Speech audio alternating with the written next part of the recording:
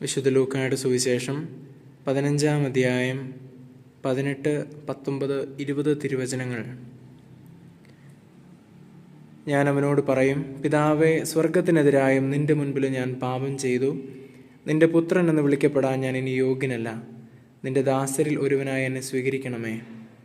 ദൂരെ വച്ച് തന്നെ പിതാവ് അവനെ കണ്ടു. അവൻ മനസ്സലിഞ്ഞ് ഓടിച്ചെന്ന് അവനെ കെട്ടിപ്പിടിച്ച് ചുംബിച്ചു.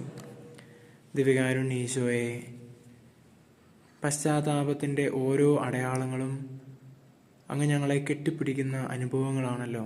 ഈശോയെ, ഞങ്ങൾക്ക് പാപമോചനവും പശ്ചാത്താപവും തരണമേ.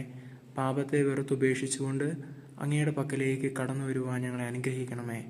നമ്മുടെ കർത്താവ് യേശു മിശിഹായുടെ കൃപയും പിതാവായ ദൈവത്തിൻ്റെ സ്നേഹവും പരിശുദ്ധാത്മാവിൻ്റെ സംസർഗവും പരിശുദ്ധ അമ്മയുടെയും വിശുദ്ധ കമിലസിൻ്റെയും മാധ്യസ്ഥവും നാം എല്ലാവരോടും കൂടെ ഉണ്ടായിരിക്കട്ടെ, ഇപ്പോഴും എപ്പോഴും എന്നേക്കും. ആമേൻ.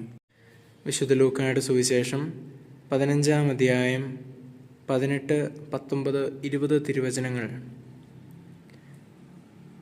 ഞാൻ അവനോട് പറയും, പിതാവേ, സ്വർഗത്തിനെതിരായും നിന്റെ മുൻപിൽ ഞാൻ പാപം ചെയ്തു.